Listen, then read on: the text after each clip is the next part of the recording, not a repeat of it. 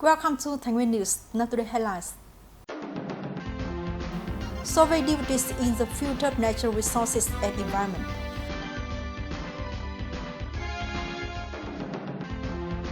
Orchid exhibition and competition in 2023. Activities in developing traditional craft villages. Firstly, look at some editing news. On the afternoon of June the 17th, Mr. Bùi Văn Lương, Secretary of the City Party Committee, Chairman of the People's Committee of Nguyên City, went to inspect and urge the progress of the project to build two green parks. Park and Greenery project in Kim Thái urban area with an area of over 6 hectares is built in Ba Hang Road. The total investment cost of this project is over 77 billion Việt Nam, deducted from the city budget. The second project will be started in August with an area of over 22 hectares. Both of these projects, which are expected to be completed in 2022, will bring landscape value, enhance urban beauty, and improve infrastructure, contributing to fulfilling the criteria of the Great Two City by 2025.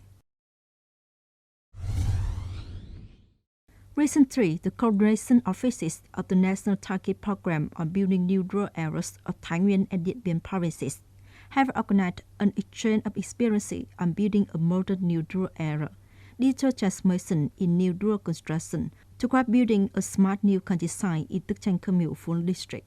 At the meeting, the leaders of Phú Lương District and the delegation of Điện Biên province discussed many difficulties and obstacles in reviewing the criteria for building a new rural area, enhance new rural area, and modern new rural areas, mobilize and allocate resources to build cultural institutions, school and infrastructure for new rural communes, policy to support poor and near-poor households with disposal problem.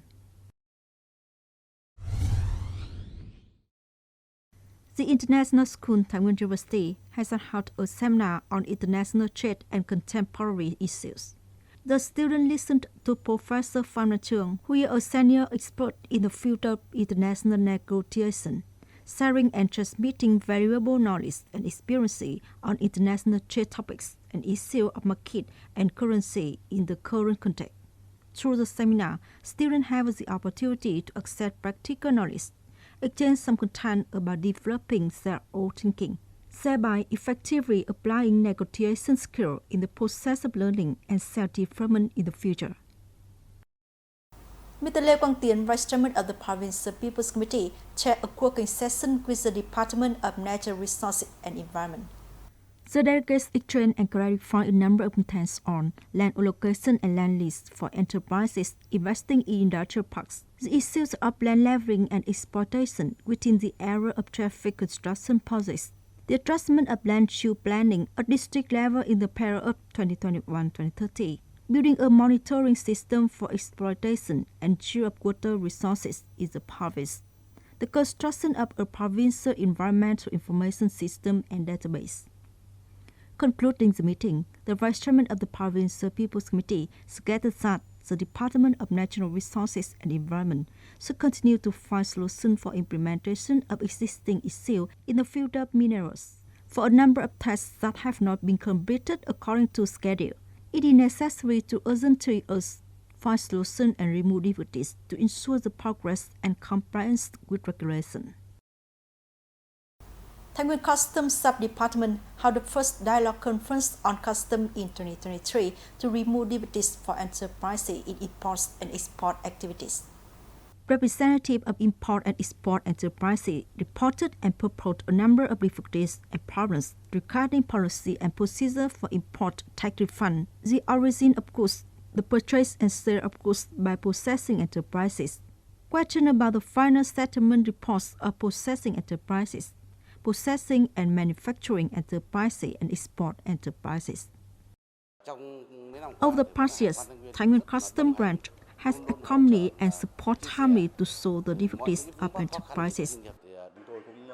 We also face certain difficulties in the term of custom policy and mechanism for some commodities, mainly determining the value for tax calculation, tax refund issues related to the process of competing procedures for processing enterprises. The opinions of businesses are suggested to have state agencies study, absorb, and correct regulations that are no longer appropriate, improve the system of custom policy, and create favorable conditions for the sustainable development of businesses. Leaders of the Provincial Customs Sub-Department directly answered comments and problems in the process of carrying out custom procedures, thereby removing difficulties and obstacles arising in the operation of the state management mechanisms of the customs sector, as well as the practice of production, import and export business activities of enterprises.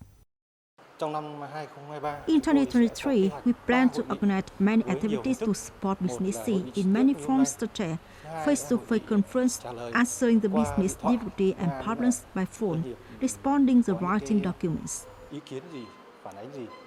After the conference, the issues beyond its authority, Thái Nguyên Customs Sub-Department continued to summarize, absorb, and report to the competent authorities for settlement, contributing to creating an open and favorable environment for the operation of enterprises.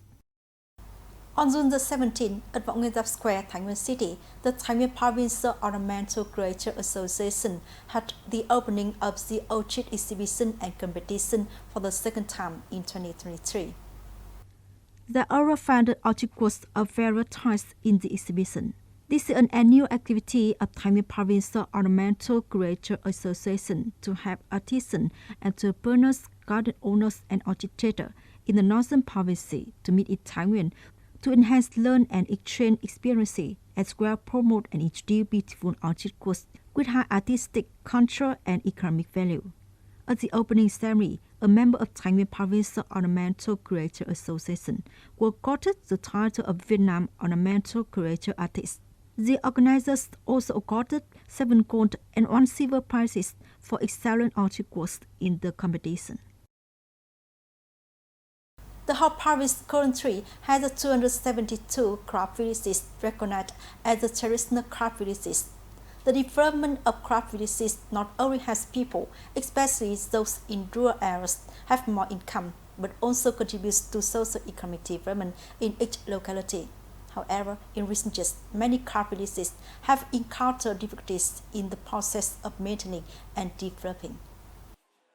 Sulam Bamboo and Breton Traditional Craft Village in Tiên Phong Quang, Phú Yên City has been recognized as a traditional craft village since 2009. For many years, its products have been purchased by traders, sometimes not enough to supply to the market. However, more than 1 year ago, this craft village also faced many difficulties in terms of product output. Currently, the output of product is a bit slow.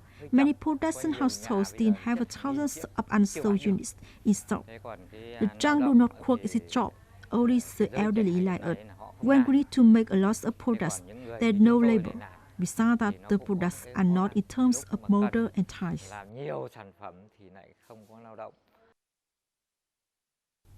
At the Lang Bang Palm Weaving Village, Dong Thịnh Khơ Miu, Điện Hoa District, although the products are meticulous and beautiful, the price of palm beans is cheaper than bamboo mat, silk mats, and a few other common types of mats on the market. Therefore, in recent years, the weaving of palm beans has not been paid much attention. The number of products consumed has also decreased by 50% compared to a decade ago. Currently, there are not many materials to make products. Most young people now go to work in companies. Only the elderly stay at home to do the job. If we don't work anymore, the village will be gradually lost. Household work in a small form, production technology is mainly handmade, and the locality does not have resources to support people.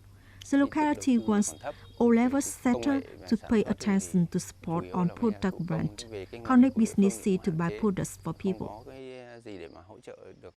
The difficulty of these 2 craft villages is also the common difficulties of many craft villages today. Because most of craft villages are still developing in a small numbers, have not been able to access capital sources, and enjoy preferential regimes and policy in order to expand production scale. The linkage trends in production and consumption have not just been created. Besides, the promotion of product brands of the craft village is not strong. The designs are not innovative. Therefore, it is necessary to have specific and practical solutions from all levels, military, professional agencies, and local authorities, so that the crisis can develop sustainably, continue to create jobs, and raise incomes for people. That's all we have for today. Thank you for joining. Goodbye and see you next time.